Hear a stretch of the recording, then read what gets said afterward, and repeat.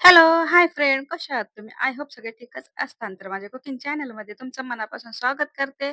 आणि हो friends, request आहे की ही जी रेसिपी आहे ना, तर स्किप न करता असाच पुढे कंटिन्यू पाहत राहा. आणि हो फ्रेंड्स, आतापर्यंत माझ्या चॅनलला सबस्क्राईब केलं नसेल तर प्लीज माझ्या चॅनलला सबस्क्राईब करा आणि जेवढं होईल तेवढं लाईक करा, शेअर करायला विसरू नका. आणि मी तुमच्यासाठी रोज नवीन छान-छान अशी रेसिपी घेऊन येत आहे. आजही घेऊन आलेली आहे. तर आज तुम्ही माझ्या टायटलवरून किंवा थंबनेलवरून ओळखलंच असेल, की आज मी कोणती रेसिपी बनवत आहे. तर आज तुम्ही ओळखला असेल म्हणजे ते सांगायला काही हरकत नाही ना. आणि हो फ्रेंड्स, पण काय करायचंय, हा व्हिडिओ जो आहे ना, तर स्किप न करता असंच कंटिन्यू पाहत राहायचं. कारण प्रत्येकाची रेसिपी वेगवेगळी असते. तर माझी रेसिपी कशी असते ते तुम्हाला कळलं पाहिजे का नाही? तर मग माझी रेसिपी पूर्ण पहा. आणि सर्वात आधी तर पाहिलं असेल तुम्ही, तर मी घेतलेला आहे 1 वाटी मैदा आणि मैद्याला थोडंसं जे चिमूटभर मीठ ॲड केलेलं आहे आणि जे ओवा आहे ना, त्याला हातावरती असं चोळून घेतलेला आहे आणि त्याच्यावरती ॲड केलेला आहे. आता तुम्ही इथं पाहत असाल, की इथं जे तडक्याचं भांडं आहे ना, त्याच्यामध्ये 1 चमचा घेतलेला आहे ऑइल. ऑइल तुम्ही कोणतंही घेऊ शकता. इथं मी घेतलेलं आहे साजूक तूप, ते पण 1 टेबलस्पून. आता आपण काय करूया, जे तेल आणि तूप आहे ना ॲड करण्याच्या अगोदर पीठ आहे ना मिक्स करून घेऊया आणि जे आता आपलं ऑइल आणि तूप थोडंसं कोमट करून घेतलेलं आहे. फार असं गरम करून घ्यायचं नाही, कोमट करून घ्यायचंय.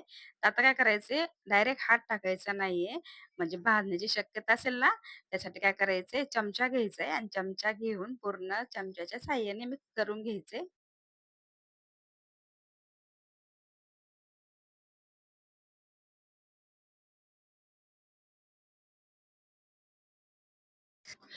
पाणी न ॲड करता आता आपण काय करूया, डायरेक्ट त्याच्या आधी जे तूप आणि तेल आहे ना पिठामध्ये पूर्ण मिक्स करून घेतल्याच्या नंतर पाणी लागेल तसं टाकायचं आहे. पण जे गोळा आपण मळणार आहोत ना, ते गोळा काय करायचा, घट्ट असं मळायचंय. कारण आपले जे समोसे आहेत ना, समोसे, सामोसे काहीही म्हणा हरकत नाही. तर इथं काय करायचे, पीठ असं घट्ट ठेवायचं आहे.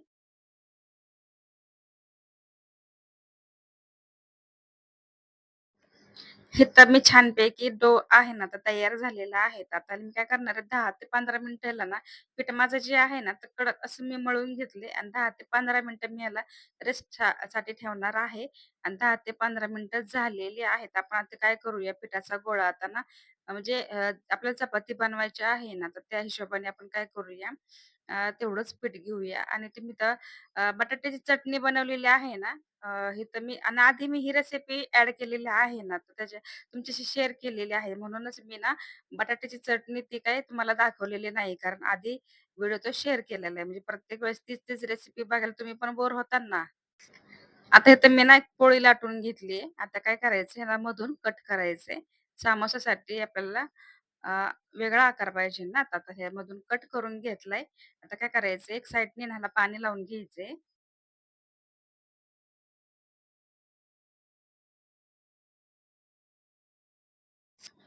पाणी कशासाठी लावायचं हे तुम्हाला माहितीच आहे. कारण काय होतं, की आपण पाण्याचा वापर नाही केला ना, तर काय होतं, जे फिलिंग आहे ना, तर पूर्ण बाहेर ज्यावेळेस तेलामध्ये आपण टाकू ना, त्यावेळेस पूर्ण असं बाहेर निघून जाईल. त्याच्यासाठी पाणी लावून पूर्ण काय करायचंय, जे त्याचे साईडचे आहे ना, ते पूर्ण असं कोन तयार करून घ्यायचंय आणि ज्यावेळेस आपण फिलिंग टाकू ना, त्यावेळेस काय करायचंय, थोडासा पाण्याचा हात घ्यायचा आहे. थोडंसं एका बाजूने दुमडून त्याला काय करायचंय, एक लेव्हल करून घ्यायची.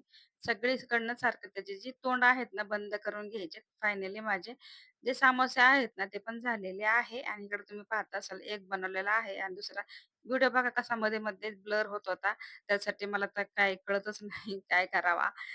तर हे तुमच्याशी शेअर केला कारण एका व्हिडिओमध्ये तर कळतच नाही ना काय होतं ते. म्हणून दुसरा व्हिडिओ पण तुमच्याशी शेअर केला आणि पीठ आहे तसं राहिलं बरं का, अजिबात पातळ वगैरे झालेलं नाहीये.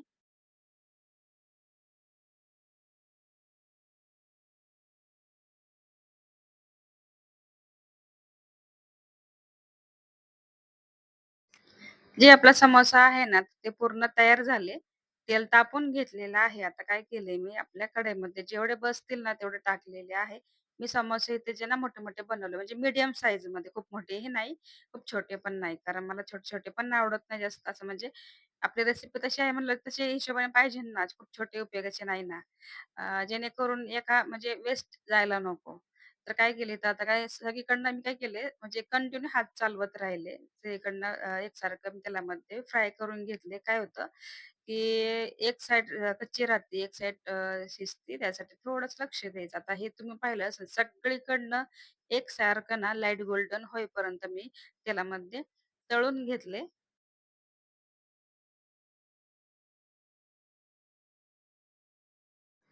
जे पहिल्यांदा टाकले होते ना, ते आता काढून घेतले आणि आता काय केले, जे शिल्लक राहिले होते ना, ते पण इथं मी तेलामध्ये तळून घेतले.